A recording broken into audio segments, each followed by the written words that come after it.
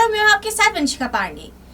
छत्तीसगढ़ में जैसे जैसे विधानसभा चुनाव की तारीख पास आते जा रही है, वैसे वैसे भाजपा और कांग्रेस भी अपने चुनाव के प्रचार प्रसार में कोई कसर नहीं छोड़ रही है। और इसी बीच भाजपा के स्टार प्रचारक यानी कि उत्तर प्रदेश के मुख्यमंत्री योगी आदित्यनाथ भी लगातार पूरे छत्तीसगढ़ में अपनी रैलियां निकाल रहे हैं। तो आइए जानते हैं कि कवर्धा विधानसभा क्षेत्र में आयोजित विजय संकल्प रैली में यूपी के मुख्यमंत्री योगी आदित्यनाथ ने क्या कहा। भारत माता की, भारत माता की, भारत माता की, छत्तीसगढ़ महतारी की, छत्तीसगढ़ महतारी की, दंतेश्वरी माता की, बुढ़ा देव की, बुढ़ा देव की, जय श्री राम, जय जय श्री राम।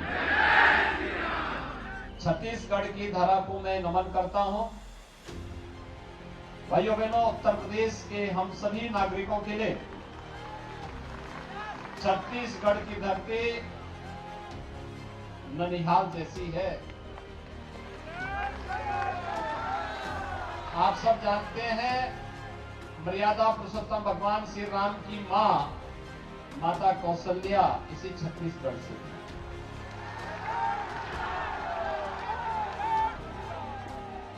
और इसीलिए हर उत्तर प्रदेश वासी छत्तीसगढ़ के साथ इस आत्मीय भाव के साथ जुड़ा हुआ है।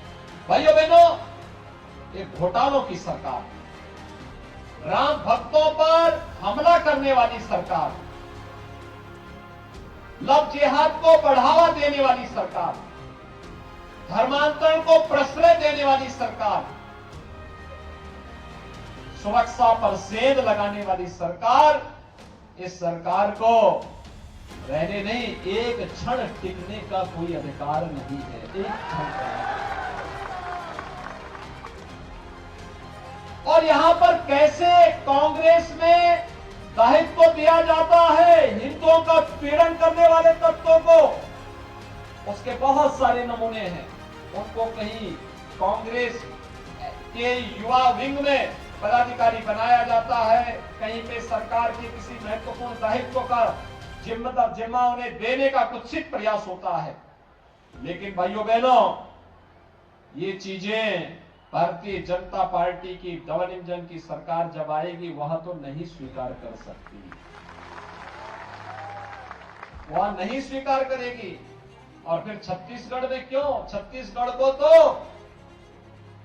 भारतीय जनता पार्टी की सरकार ने जिस छत्तीसगढ़ की नींव सरदेव अटल बिहारी वाजपेयी जी ने रखी थी, जिस छत्तीसगढ़ को उनके मार्गदर्शन में डॉक्टर रमन सिंह के नेतृत्व की भारतीय जनता पार्टी सरकार ने विकास का एक गढ़ बना दिया था, जिस छत्तीसगढ़ में खुशहाली दिखाई देती थी, जिस छत्तीसगढ़ का भरपूर प्राकृतिक संपदा अपने आप में एक विकसित और आत्मनिर्भर छत्तीसगढ़ की एक नई कहानी को दोहराने की तैयारी हो रही थी। और छत्तीसगढ़ के विकास में ग्रहण लगाने का काम इस कांग्रेस ने किया है। और भाइयों बहनों, इसलिए इन कांग्रेसियों को, जो लोग यहाँ के विकास में बाधक हैं, बहन बेटियों की सुरक्षा में बाधक हैं, नौजवानों की नौकरी और रोजगार में बाधक हैं, व्यापारियों की सुरक्षा और अन्नदाता किसानों की खुशहाली में जो लोग बाधक हैं, एक क्षण उन्हें सत्ता में रहने का अधिकार नहीं। घोटालाबाजों की सरकार है। 5 वर्ष में भूपेश बघेल जी के नेतृत्व में कांग्रेस सरकार ने विकास तो नहीं कराया, नौजवानों को नौकरी तो नहीं दी, यहां की बहन बेटियों की सुरक्षा की पुख्ता व्यवस्था तो नहीं किया, व्यापारियों को और किसानों को पीड़न भी किया, राम भक्तों को लाठीचार्ज भी करते रहे। भ्रष्टाचार की एक एक कड़ी को जोड़ करके आज उन्होंने फिर भी कांग्रेस की अपनी परंपरा और संस्कारों के अनुरूप एक भ्रष्टाचार की नई माला तैयार कर दी। यहां शराब घोटाला होता है, यहाँ कोयला घोटाला होता है, यहाँ खनन में घोटाला होता है, और घोटाले केवल यहीं पे नहीं, युवाओं की भर्ती में भी घोटाला हो जाता है। और यहाँ पर हमने तो पहले बिहार में ही सुना था चारा घोटाला, अब तो हम छत्तीसगढ़ में सुन रहे हैं गोबर घोटाला। लगता है बिहार का लालू जी का चारा यहां आकर के गोबर में बदल गया। अरे कांग्रेसियों के दिमाग में गोबर इतना भर गया कि उन्होंने गोबर का ही घोटाला कर डाला छत्तीसगढ़ में।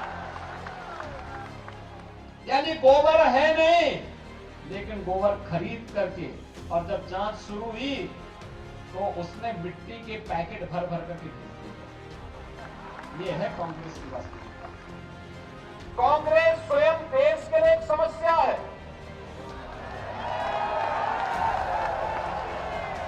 आतंकवाद की समस्या कांग्रेस की देन, नक्सलवाद की समस्या कांग्रेस की देन, अराजकता कांग्रेस की देन, भ्रष्टाचार कांग्रेस की देन, और गरीब के मुंह से निवाला छीनना भी एक कांग्रेस की ही देन है। कांग्रेस लगातार पूरे देश के अंदर और छत्तीसगढ़ के अंदर भी अव्यवस्था और अराजकता पैदा करने का कारण बनी है।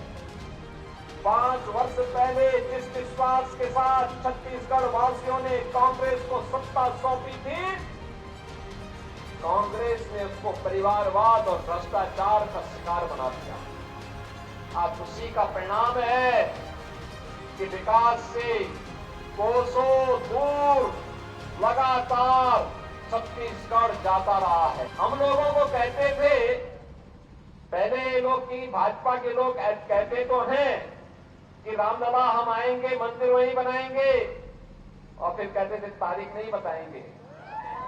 लेकिन हमने तो सत्ता में आए, केंद्र में मोदी जी आए, उत्तर प्रदेश में भाजपा की सरकार आई, हम लोगों ने जो कहा सो करके दिखा दिया।